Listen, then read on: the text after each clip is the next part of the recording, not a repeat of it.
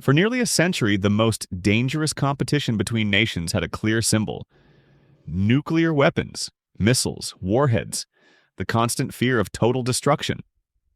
But the next arms race won't look like that. There will be no mushroom clouds, no air raid sirens, no clear moment when it begins. And that's what makes it far more dangerous. The next arms race won't be nuclear, it will be silent, invisible, and already underway. In the past, power was measured in explosives. Who had more bombs, bigger bombs, faster delivery systems? But today, power is shifting from destruction to control. Modern warfare is no longer just about territory. It's about data, algorithms, automation, and decision-making speed. The countries that win the future won't necessarily have the largest armies. They'll have the smartest systems. Artificial intelligence is at the center of this shift, not because AI is evil, but because it changes the rules of competition. AI doesn't get tired. It doesn't hesitate, and it can react faster than any human commander.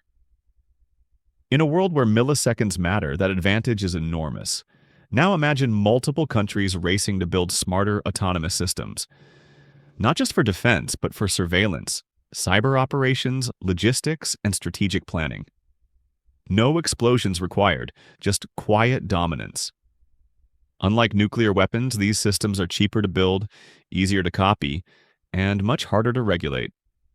You don't need rare materials, you need talent, data, and computing power, and that means more players can join the race.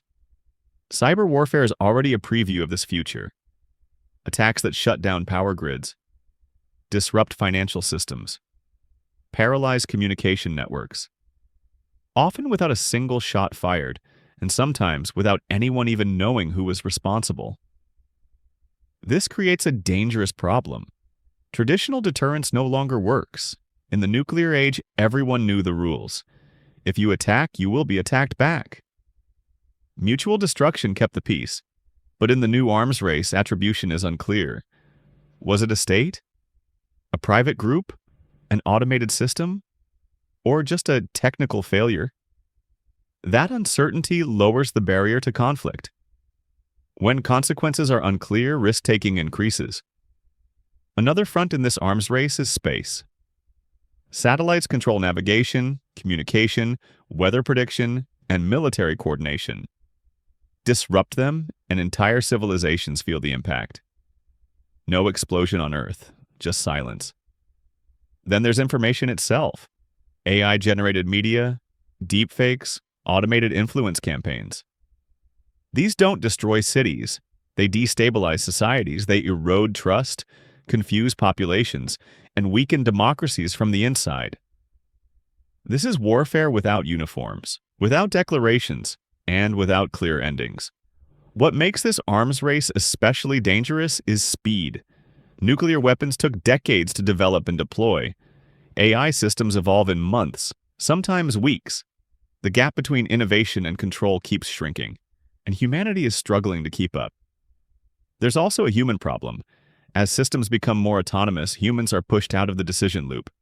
At first, it's for efficiency, then for speed, eventually for necessity. Because when machines move faster than people, human judgment becomes a bottleneck. At that point, control becomes an illusion. We won't lose control because machines rebel. We'll lose it because we choose convenience over oversight. The next arms race isn't about ending the world instantly. It's about reshaping it permanently, quietly, system by system, decision by decision. History teaches us something important. Every major technological leap changed how power was distributed. Gunpowder, industrialization, nuclear energy. Each time, humanity adapted, but not without cost.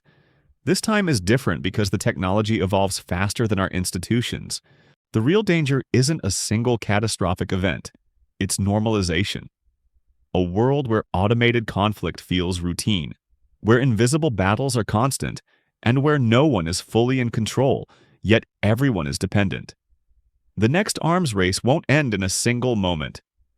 There will be no treaty that clearly stops it. Because unlike nuclear weapons, these tools are embedded in everyday life. Your phone, your internet, your infrastructure. So the question isn't whether this arms race is happening, it already is. The real question is, can humanity build systems powerful enough to protect itself without becoming trapped by them? Because the future won't be decided by who has the biggest bomb. It will be decided by who controls the smartest machines, and whether anyone remembers how to turn them off.